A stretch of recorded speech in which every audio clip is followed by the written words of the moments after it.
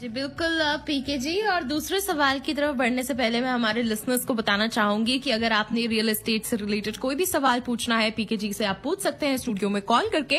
Number है 905-226-9109। That is 905-226-9109 है studio का नंबर, जिस पर आप कॉल कर सकते हैं। पीके जी से रियल एस्टेट का कोई भी सवाल आप पूछना चाहते हैं तो बिल्कुल पूछे। वहीं पीके जी, मेरे पास जो आपके लिए दूसरा सवाल है वो ये है कि स्टैट्स कनाडा की रिपोर्ट आई है कि घरों के बारे में, इसमें कहा जा रहा है कि सप्लाई के बारे में भी बात हुई, और इस बारे में हमारे लिसनर्स को जरूर बताया। ये स्टैट्स कनाडा की जो रिपोर्ट आई है, ये बड़ी अजीब सी, बड़ी डिफरेंट सी एक रिपोर्ट आई। आपने बिल्कुल ठीक पढ़ा, उसको मैं बड़े समझाता हूँ। बड़े देखो, स्टैट्स कनाडा की जब रिपोर्ट आई तो उसकी रिपोर्ट के साथ साथ बैंक ऑफ मॉन्ट्रियल ने भी कहना शुरू कर दिया, स्कॉटिया बैंक ने भी कहना शुरू कर दिया, आरबीसी ने भी कहना शुरू कर दिया उसी लैंग्वेज को। स्टैट्स कनाडा की बड़ी इंटरेस्टिंग रिपोर्ट आई। उन्होंने कहा अभी तक जो हम कहते जा रहे थे कि short supply of the houses, जो आपने अभी बोला सप्लाई के बारे में, उसकी वजह से प्राइसेस बढ़ गया। वो कहते नहीं, ऐसा नहीं है। शॉर्ट सप्लाई, शॉर्ट इन्वेंट्री की वजह से घरों की कीमतें नहीं बढ़ी, बल्कि फ्री मनी की वजह से कीमतें बढ़ी हैं। उन्होंने ये इसको प्रूव भी किया है, इसका डाटा देके, इसकी फिगर्स देकर उन्होंने प्रूव किया। उन्होंने कहा कि ये फ्री मनी थी और लूज क्रेडिट था, जिसकी और एक नैरेटिव था कि भी लो सप्लाई कम है, जिसकी वजह से कीमतें बढ़ गई। इंटरेस्ट रेट कम होने की वजह से जो आदमी जितना अफोर्ड कर सकता था उसने उससे ज्यादा महंगे घर लेने शुरू कर दिए, या जो एक घर ले सकता था उसने दो घर ले लिए। इन्वेस्टर बन गए, सो कॉल्ड इन्वेस्टर बन गए। तो आर्टिफिशियल ये जो है ना सब डिमांड बढ़ गई, जिसकी वजह से सप्लाई कम नजर आने लग गई और कीमतें बढ़नी शुरू हो गई। उन्होंने एग्जाम्पल बहुत अच्छा दिया दो सिटीज का, टोरंटो का और वैंकूवर का। उन्होंने बताया कि 2019 से 2021 के बीच में जो पॉपुलेशन बढ़ी, टोरंटो जो लार्जेस्ट सिटी है कनाडा की, वो 1.3% बढ़ी। जो पॉपुलेशन बढ़ी 1.3%, जबकि इन्वेंटरी और हाउसिंग स्टॉक बढ़ा 3.5%, 2.5 गुना से ज्यादा। यानी कि उनका मतलब ये हुआ, जब सप्लाई पॉपुलेशन से ज्यादा बढ़ गई तो हम कैसे कह सकते हैं शॉर्टेज हो गई। उन्होंने फिगर्स में दिया इसको कि 84,480 पॉपुलेशन बढ़ी है 2019 से 2021 के अंदर टोरंटो में, जबकि घर बढ़े हैं 61,000, यानी कि एक घर के पीछे 1. जबकि एक फैमिली 2.5 या 3 लोगों की मानी जाती है, बच्चों के ना तो 2.5 कह लेते हैं, तो 3। तो यानी कि फैमिली से ज्यादा घर बढ़े हैं। तो हम कैसे कह सकते हैं कि ये सप्लाई शॉर्ट थी। बड़ी अच्छी उन्होंने डाटा दिए। और इसी प्रकार उन्होंने वैंकूवर के बारे में बताया कि हाउसिंग स्टॉक जो है वो 3.6% बढ़ा 2019 से 2021 तक, लेकिन पॉपुलेशन 2.1% बढ़ी। यानी कि हर 2 लोगों के पीछे एक घर, जबकि 3 लोगों का एक एवरेज आती है, 2.6 के करीब आती है। तो यहां पर भी सप्लाई ज्यादा रही है। तो ये मानना कि सप्लाई कम है ये गलत है। उनका बोलना है कि ये मानना कि डिमांड ज्यादा है ये ठीक है, क्योंकि balance between demand and supply बिगड़ गया। और हम कहते जा रहे हैं कि सप्लाई कम है, जबकि वो कहते हैं नहीं, डिमांड ज्यादा है। क्योंकि लोगों को फ्री मनी, सस्ती मनी मिलनी शुरू होगी। देखिए 1.2% पे, या चलो 1.5 मान लेते हैं, 1.5% के ऊपर जिनको पैसा मिल रहा था आज 6% में मिल रहा है। 4 टाइम्स फालतू हो गया। उनकी बाइंग पावर 4 टाइम्स कम होगी। सिंपल 4 टाइम नहीं हुई, 3 टाइम्स कम हो गई।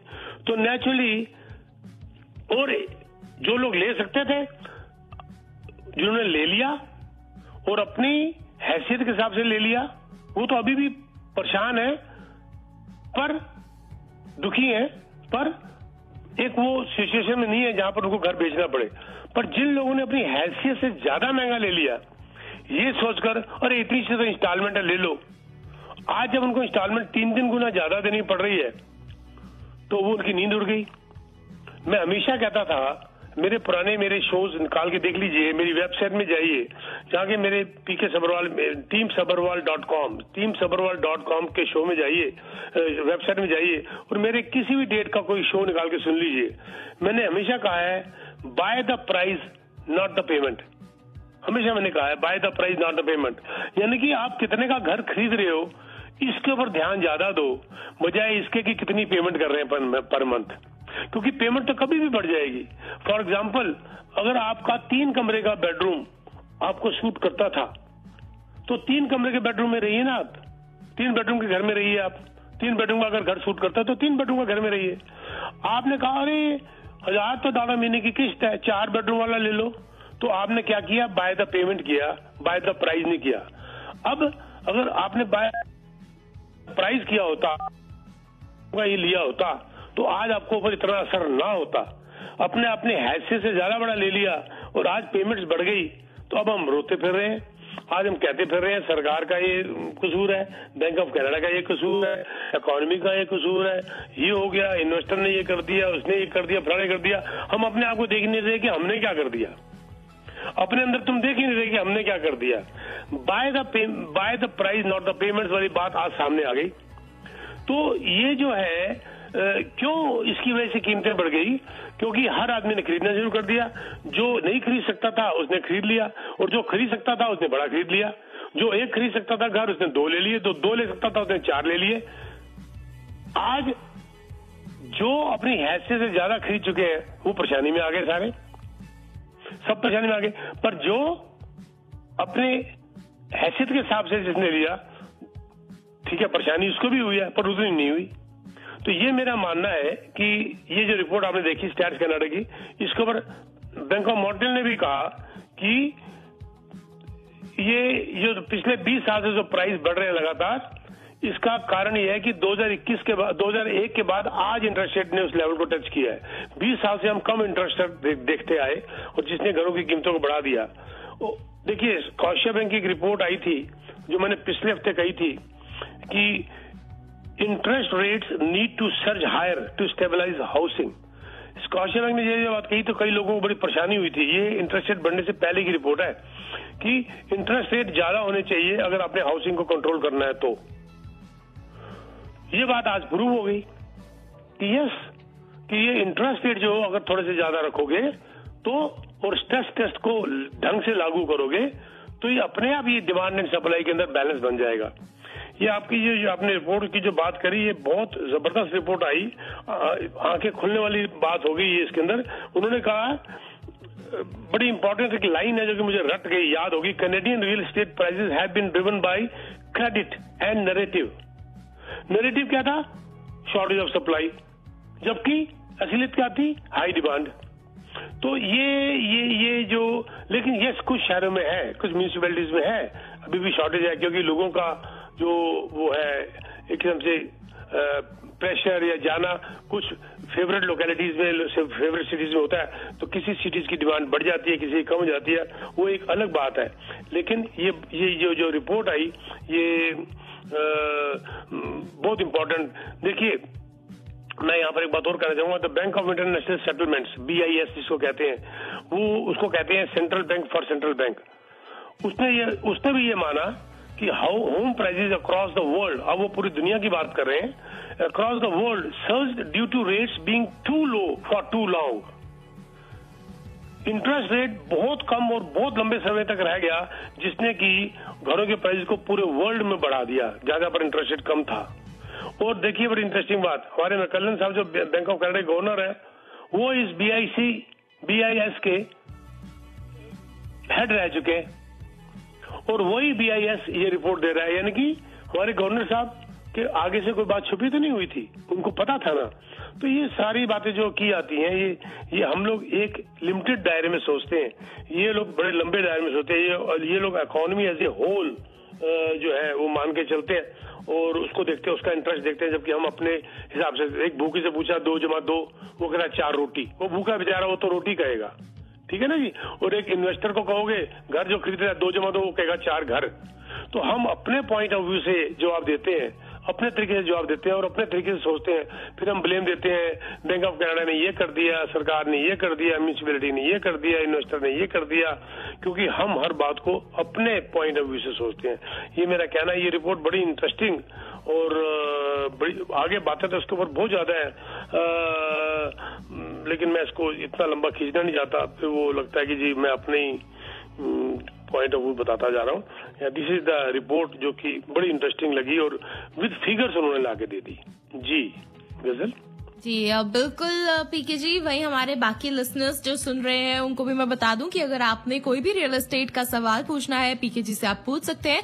जरूर स्टूडियो में कॉल करें, नंबर है 905-226-9109, दैट इज 905-226-9109 है स्टूडियो का नंबर जिस पर आप कॉल कर सकते हैं। अगर आपके पास कोई भी सवाल है जो आप पीके जी से पूछना चाहते हैं तो जरूर पूछिए। वही पीके जी हमारे साथ एक कॉलर जो है वो जुड़ रहे हैं। हेलो जी जी जी जी जी जी हाय गुड इवनिंग सर।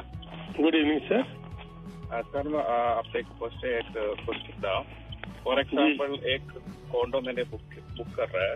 आपकी ना आवाज बीच में कट रही है थोड़ा सा। हाँ बताइए, तो आपने कॉन्डो क्या किया? नहीं, for example if I am thinking to book a condo. You are planning to book a condo right? या एंड आपका शो से मुझे इतना तो मालूम हो गया कि at least we have to hold that property for 4 years at least. Yeah, closing should be after 4 years, yes. Yeah. Okay. So what happens if at the time of taking mortgage, if I'm not getting the mortgage, can I sell the condo in the assignment? Yes, I never book any investment property without assignment clause. I never ever. आपके पास bank में $10 million पड़ा हुआ है तो भी मैं assignment clause के बगैर नहीं खरीदता। Never do that mistake sir. Assignment clause is for just in case of emergency.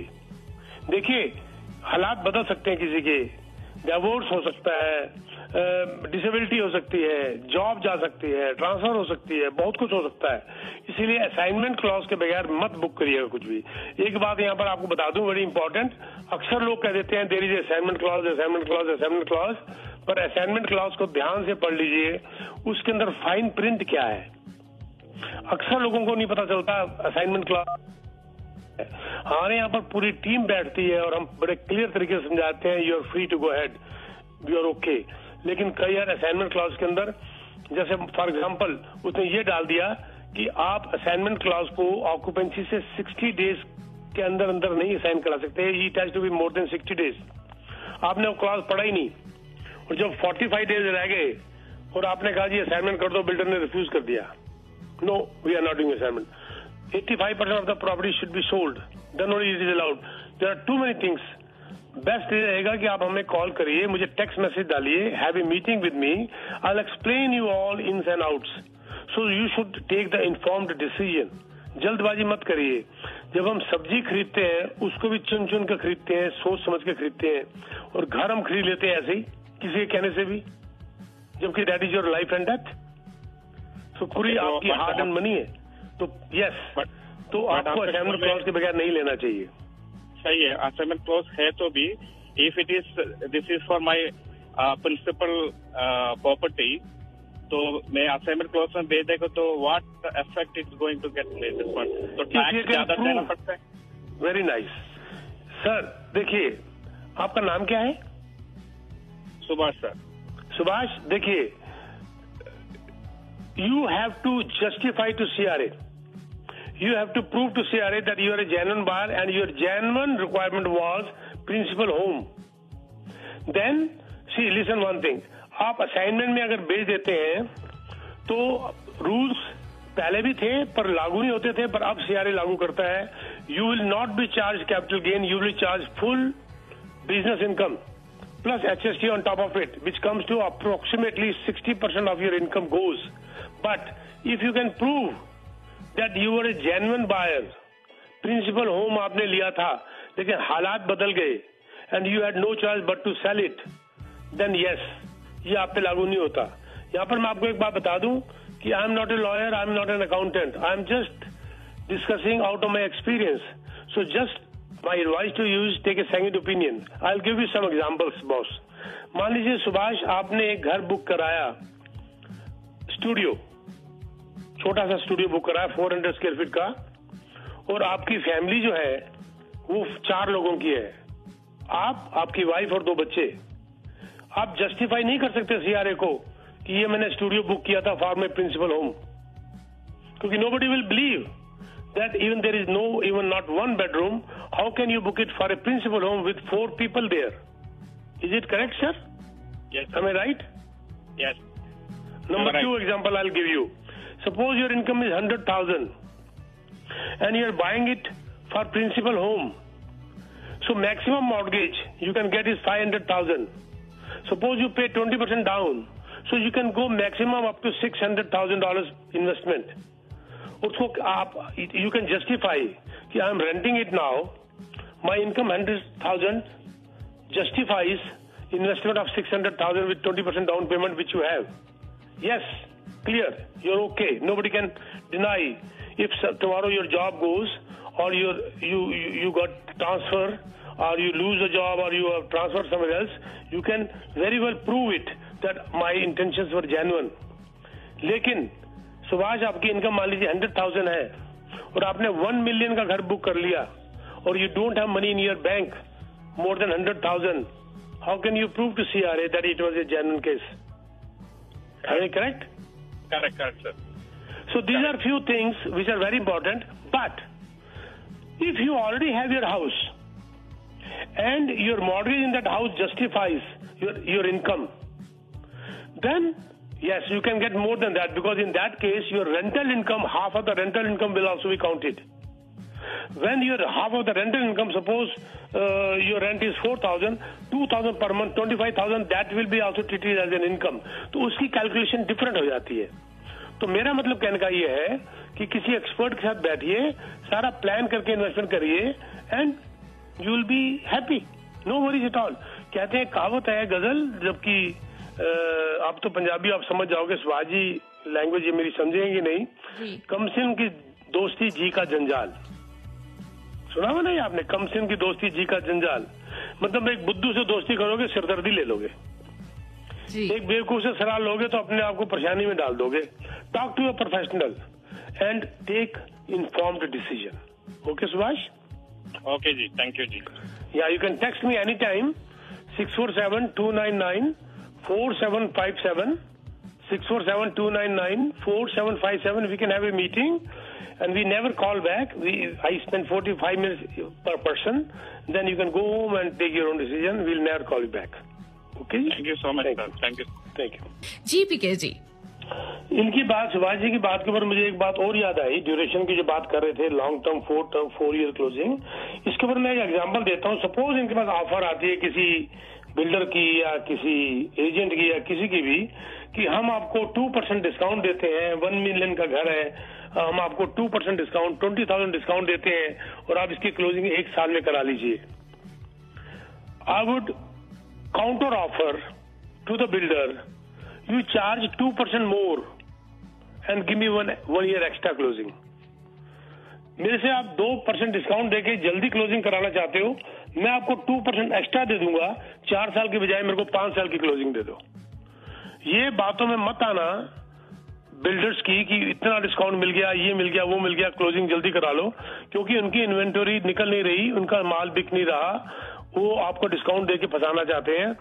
आपने ये देखना है जो बिल्डर का जो प्रॉपर्टी हमें मिल रही है, जो इन्वेंटरी जो उनकी है, जो देना चाहता है डिस्काउंट में, क्या वो जस्टिफाई कर रही है मार्केट प्राइस के साथ? ये ना हो जब उसकी क्लोजिंग आई 1 साल के बाद, आपने 1 million का बुक किया था और मार्केट में उसके साथ के घर मिल रहे हैं 900,000 के, लेकिन जब 4 साल की क्लोजिंग आ जाएगी तो टाइम उसको हील कर देगा और आप मार्केट से आगे निकल जाओगे. तो ये कहना कि भी आपको डिस्काउंट मिल रहा है इसलिए आपने जल्दी क्लोजिंग कर ली, मैं दूसरी तरफ चला जाऊंगा, उनको बोलूंगा तो डिस्काउंट की जगह एक्स्ट्रा ले ले 2%, मेरी 1 साल की क्लोजिंग बढ़ा दे, क्योंकि जो प्राइस बढ़ रहा है वो पूरे घर के ऊपर बढ़ रहा है 1 million के ऊपर, पर आपने दिए हुए 10%, तो आपका 10 times ज्यादा जंप हो रहा है प्राइस के अंदर. ये कैलकुलेट करना, ये समझना बहुत बहुत ज्यादा जरूरी है. जी पीके जी, हमारे साथ एक कॉलर जो है वो जुड़ रहे, तो बिल्कुल इनसे करते बात. हेलो, एक क्वेश्चन है कि मैंने प्रॉपर्टी बाय की हुई है बैरी में, उसका प्राइस है 380 जब मैंने बाय की थी. अगर आज मैं अगर उसको सेल 2019 में मैंने बाय की थी और क्लोजिंग हुआ है. उसकी क्लोजिंग हो गई है? हाँ, उसकी क्लोजिंग हो गई, 1 साल हो गया क्लोजिंग. बहुत अच्छी आपने प्रॉपर्टी ली थी और आपको पता है कि आपकी कीमत बहुत बढ़ चुकी है, पता है ना आपको? हाँ जी. तो क्या अभी मुझे उसको बेच देना चाहिए या फिर मुझे रखना चाहिए? क्लोजिंग कब हुई थी भाई साहब? 2021 में क्लोजिंग हुई थी. 2021 में क्लोजिंग हुई थी. आपने उसको रेंट पे चढ़ा दिया था? हाँ, रेंट पे चढ़ा दिया है. कितना रेंट आया? अभी तक 2100 आया है रेंट. मैं किसी भी हालत में नहीं बेचूंगा। अच्छा, मैं किसी भी हालत में नहीं बेचूंगा for at least next 3 to 4 years। अभी जो आपका इंटरेस्ट रेट जो बढ़ गया उससे आप डर रहे हैं, लेकिन अभी भी आपको नुकसान नहीं हो रहा है, आपको पता है ना? हाँ, अभी लाइक मेरा नेगेटिव कैश फ्लो है लाइक उसमें। नो, कैश फ्लो नेगेटिव है लेकिन आपका टोटल प्रॉफिट है, because that tenant is also paying your principal amount. हाँ जी, हाँ जी। आपको जो नेगेटिव जा रहा है, मेरे को आपका इंटरेस्ट रेट नहीं पता क्या है इस वक्त, क्योंकि 19 में इंटरेस्ट रेट बहुत कम था। आपने वेरिएबल लिया था, फिक्स लिया था? वेरिएबल लिया था मैंने। हाँ, तो अब आपको बहुत मुश्किल पड़ रही होगी क्योंकि आपका 4 गुना हो गया। I can understand.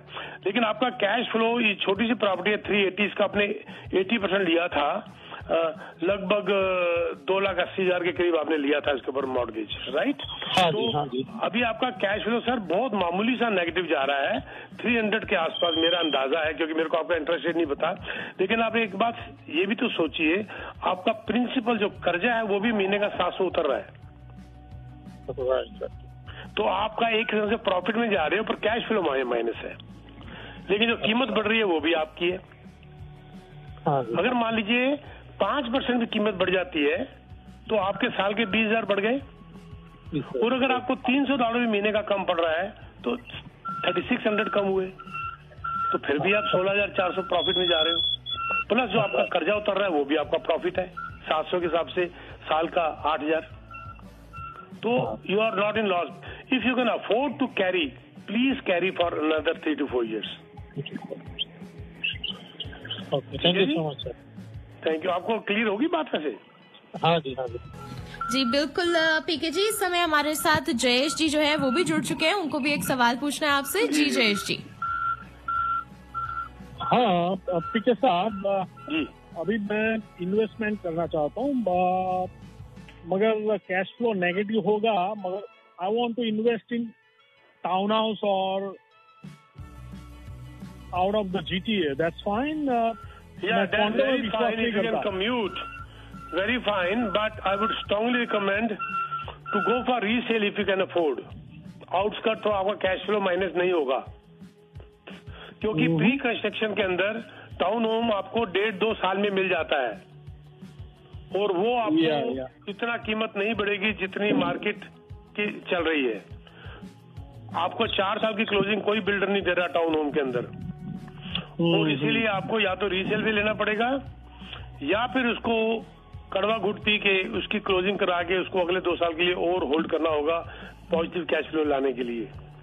आप जयेश भाई मुझे मिल लीजिए, मैं आपको बहुत सारी ऑप्शंस बता दूंगा। ठीक है, मुझे टेक्स्ट मैसेज डाल दीजिएगा इस नंबर पे, हम एक अपॉइंटमेंट बना लेंगे। मैं मिलता हूँ एवरी मंडे, एवरी थर्सडे और एवरी सैटरडे। जो लोग वीकडेज जो नहीं मिल पाते उनको मैं सैटरडे में मिलता हूँ।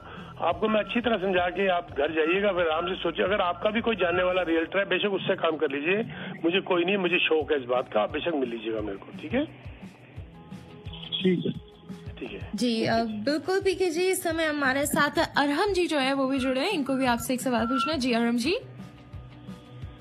हाय पीके, तो मेरा क्वेश्चन है कि मेरे पास जो है LTB का ऑर्डर आया था टेनेंट के एविक्शन के लिए, और जो उसका ऑर्डर था रेंट कलेक्शन के लिए, टेनेंट मूव आउट हो गया है, और मैंने ट्राई किया था स्मॉल क्लेम कोर्ट के थ्रू तो गार्निशमेंट अप्लाई करने के लिए, बट लॉयर टेनेंट का जो लॉयर है उसने बैंक्रप्सी का हमें बता दिया है कि हम लोग उसको वेजेस को अब गार्निश नहीं कर सकते हैं।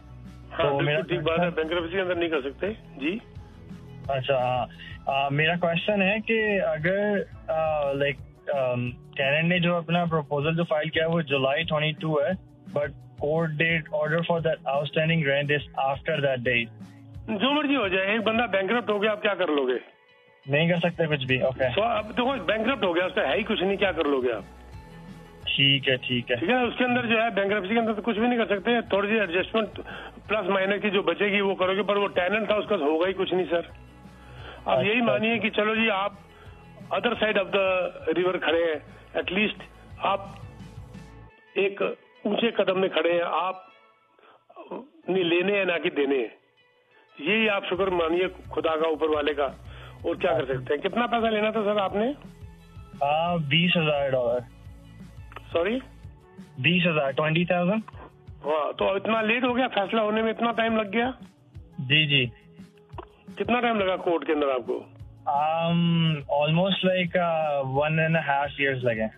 हाँ, तभी तो यही तो भी झगड़ा चल रहा है कि एलटीबी के अंदर 30,000 केस पेंडिंग पड़े हुए हैं और बर्बाद कर मारा लोगों को। तभी इन्होंने भी 1.5 मिलियन लगाया है ओंटारियो गवर्नमेंट ने कि इसके तरह एम्प्लॉइज बढ़ाए जाए और जल्दी से फैसला किया जाए।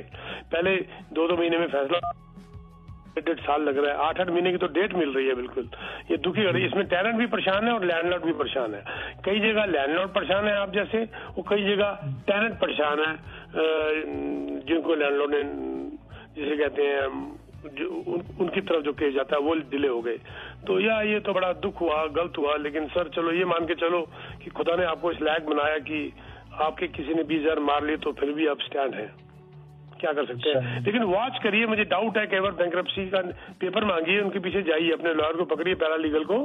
मेरे से कहेंगे तो मैं पैरालीगल का नंबर दे दूंगा आपको, और देखिए कि ये झूठ तो नहीं चल रहा, नहीं तो क्रेडिट आप खराब कर दीजिए उसका। ओके, तो मैं आपको इसी नंबर पे कांटेक्ट कर सकता हूं? इसी नंबर पे टेक्स्ट कर दीजिए, पैरालीगल का मैं आपको नंबर भेज दूंगा। ठीक है, चलिए ठीक है। बहुत शुक्रिया। Thank you sir, thank you. जी, खुदा हाफिज।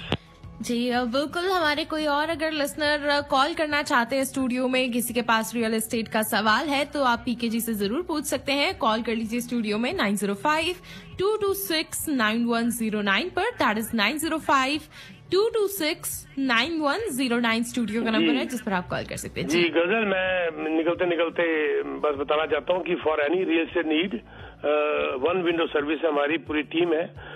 हम मिलते हैं। आप हमें टेक्स्ट मैसेज डालिए, फोन मत करिए, ज्यादातर फोन फॉरवर्ड होते हैं because of volume of calls. आप हमें टेक्स्ट मैसेज डालिए और आपका जवाब इमीडिएटली आएगा। अपना नाम जरूर लिखिए, जब आप नाम नहीं लिखते हम जवाब नहीं देते।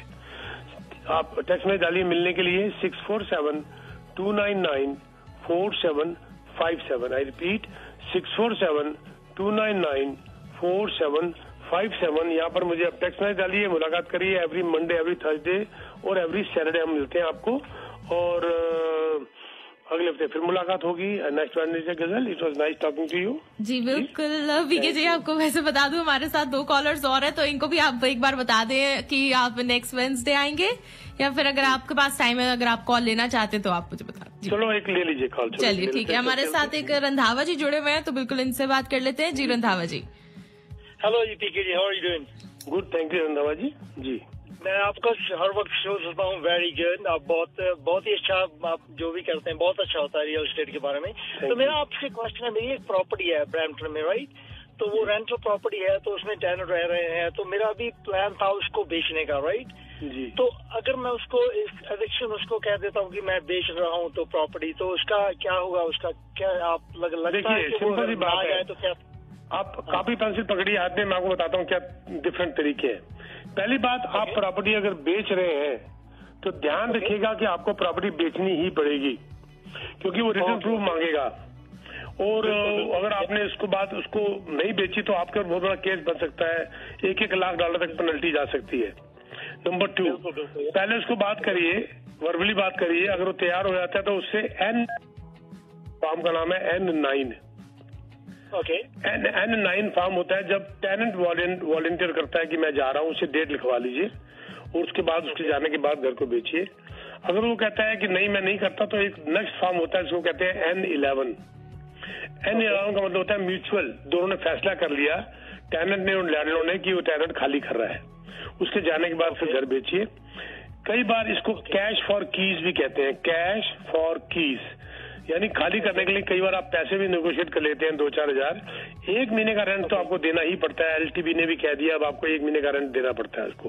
N9 में नहीं देना पड़ता, N11 में नहीं देना पड़ता। लेकिन जब आप उसको निकलने के लिए कहते हैं, जिसको N12 कहते हैं, कि आप घर के अंदर मूव कर रहे हैं या बेच रहे हैं, तो कई बार आपको अगर वो एग्री कर जाता है तो आपको 1 महीने का रेंट देना पड़ता है उसको। That is not a big deal. अब ध्यान रखिए, N12 के अंदर आपने खुद मूव करना होता है, और ये मूव करना होता है, सिर्फ दिखाना नहीं होता, या घर बेचना होता है जो आपने कहा। लेकिन आप उसी को घर बेच सकते हो जो या तो खुद मूव करेगा आप जैसे, या वो उस टेनेंट को अज्यूम करेगा। फिर अदरवाइज जो टेनेंट मना कर सकता है निकलने के लिए। अगर वो नहीं निकलता तो उसका क्या होता? फिर हमको आपको देखो, यही बात है ना, आपको किसी प्रोफेशनल रियल्टर के साथ मिलकर बेचना चाहिए, ताकि जैसे हमारी टीम है, लीगल टीम हमारी, हम आपको पता भी नहीं चलने देंगे कि हमने किस ढंग से काम किया। एक प्रॉपर प्रोसीजर है इसको करने के लिए। पहले टेनेंट को ईमेल डाली जाती है कि हम इसको बेच रहे हैं एज पर सेक्शन 27A, आपको घर दिखाना है। उसके बाद वो टेनेंट अगर कहता है जी मुझे प्रूफ चाहिए, तो टेनेंट को आप एंड 12 तक नहीं दे सकते। अपनी लिस्टिंग में आप लिखेंगे कि जी एंड यूजर चाहिए, या जो आएगा उसको अज्यूम करना होगा। अगर वो आता है ऑफर डालने वाला एंड यूजर, तो उससे आप एफिडेविट लेंगे कि आप यहाँ पर खुद रहेंगे। जब वो इसको लिख के दे देगा कि हम खुद रहेंगे, मूव खुद करेंगे, तब आप एंड 12 देंगे अपने टेनेंट को कि जी हमारा बायर खुद मूव करेगा। उस बेसिस पे उसको एविक्ट कर सकते हैं। उसके बाद अगर बायर मूव नहीं करता तो वो बायर की जिम्मेवारी हो जाती है, आपकी खत्म हो जाती है, क्योंकि आपने लिखवा लिया है बायर से कि वो मूव करेगा। ठीक है सर? ओके, बिल्कुल। हाँ, प्रॉपर प्रोसीजर है इस बात का sir. Thank you sir, thank you very much PK ji. Thank you. जी बिल्कुल पीके जी, जाने से पहले हमारे लिसनर्स को एक बार अपना नंबर जो है वो एक बार दोबारा से बता दीजिए। जी 647-299-4757 647-299-4757 पीके सबरवाल फ्रॉम टीम सबरवाल।